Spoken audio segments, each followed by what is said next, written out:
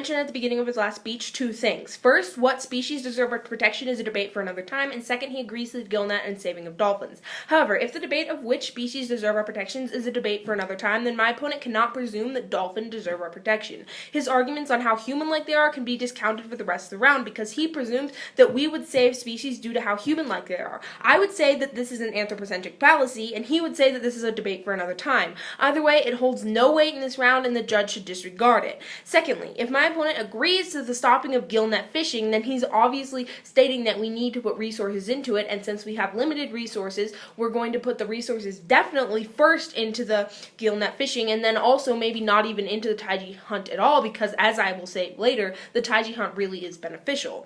So, and then also, he's stated that UN resolutions hold legal importance, but really, countries ignore UN resolutions all the time. Israel ignored nearly 45 UN resolutions from 2006 to 2013, and also regulations on whaling and dolphin hunting have been in place basically by the UN since 1987, and Japan has been hunting dolphins anyway. So really, this brings us back to the argument that I had that a UN resolution that's not going to do anything to actually help these dolphins. If the judge wants to have dolphins be saved and they think that dolphins are a creature that should be saved and should have a protection, then this is not the way to do it because it won't actually do anything and it'll only reassure us that we're doing something. So really, having the UN go in and do something ineffective isn't going to work. So he also mentioned that dolphin hunting is not a traditional part of Japanese culture,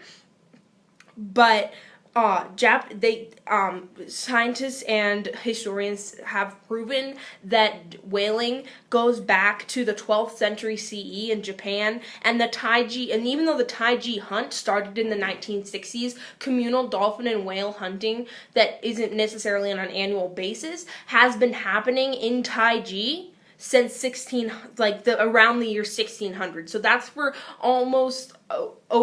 just over 400 years now, and I think that would count as tradition. Also, if you look at a tradition, just because the rest of the world doesn't think it's Japanese tradition doesn't change the fact that it is Japanese tradition, because if the Japanese think it's their tradition, then it is Japanese tradition. So the Japanese think it's their tradition, it's part of their culture, then we need to regard it as such.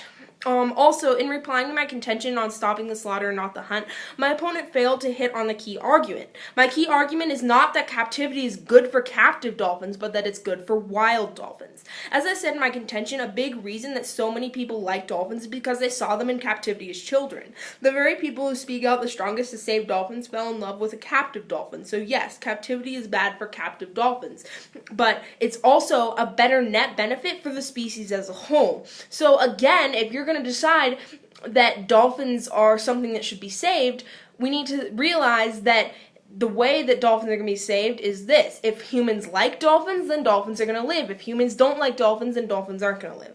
So, Judge, here I can only see a ballot in the favor of the negative because while my opponent has very big and eloquent arguments, they don't really have any grounding in his real world. His plan to have the UN interfere with the taiji hunt will not only cause cultural tension and hurt cultural tradition in Japan, but will also most likely keep us from achieving his goal. On the negative side, I have proved that stopping the taiji hunt will not only hurt dolphins by allowing people to turn a blind eye, but will also hurt dolphins by having various organizations lose the resources to save thousands instead of hundreds. And furthermore, his reasoning for saving dolphins is based entirely on their human-like characteristics, and as I said, that's an anthropocentric fallacy. So with these reasons and more, I can strongly urge, and I can only see a ballot in the favor of the negative. And thank you for a great round.